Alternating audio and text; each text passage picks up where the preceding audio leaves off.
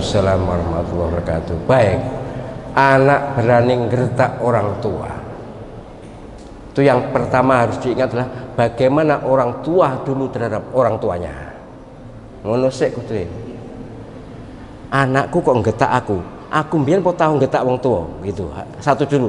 Tapi gak usah diomong nih, harus dibatin aja. Untuk koreksi diri, untuk evaluasi diri bahwa umumnya perilaku anak itu ngeplek orang tuanya. Wis. Itu satu. Ngeplek ya apa tuh? Ngeplek ya ngecap. Kacang orang ninggal lanjaran, istilahnya gitulah. Tapi ya bukan 100% begitu. Ini sekedar untuk mengendalikan supaya orang tua tidak gampang murka terhadap perilaku anak. Satu. Yang kedua, kepada anak waspadalah, hati-hatilah. Apalagi ngetak wong berkata hus saja, itu berat tuh. Dosa besar. Bahkan Allah SWT yang tidak ridho. Bayangkan, nek Gusti Allah gak ridho gimana? Ridhollah fi ridhol walidain wa suhtullahi fi suhtil walidain. Coba, ridhonya Allah SWT itu terkait dengan ridhonya orang tua, dan murkanya Allah SWT terkait dengan murkanya orang tua. Maka jangan buat orang tua murka. Saya sungguh, seingat saya tidak pernah melakukan itu. Alhamdulillah, saya alhamdulillah bahwa saya berusaha jangan sampai melakukan sesuatu yang menyinggung perasaan orang tua, yang apalagi ngetak lebih nemen itu. Apa takdir? Oh jangan jujuk takdir dulu.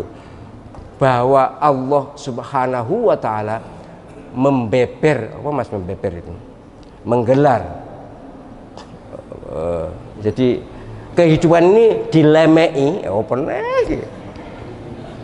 ini jadi kehidupan semua kita ini lemei sunnatullah, hukum kausal, hukum sebab akibat. Mangan wareg gak mangan luwe, ini loh jenis itu. Belajar pinter gak belajar ya gak pinter gitu. Kemudian kerja dapat uang, gak kerja gak dapat uang, dan seterusnya. Hukum kausal itu lemei, itu semua berlaku untuk semua makhluk Allah SWT. Hukum kausal, sunnatullah namanya.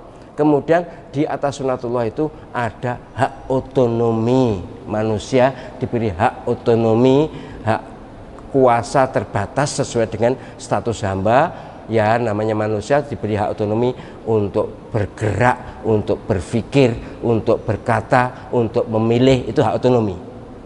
Nah di atas hak otonomi itu ada hak otoritas, kuasa penuh Allah SWT. Lah Allah SWT itu kekuasaan penuhnya itu dikaitkan dengan sunnatullah dan hak otonomi, sunnatullah dan ikhtiar manusia.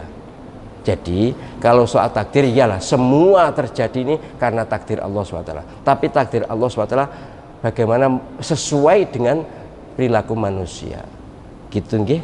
Tapi yang jelas kita tidak boleh jujuk ke wis takdiring ini, tidak bisa begitu.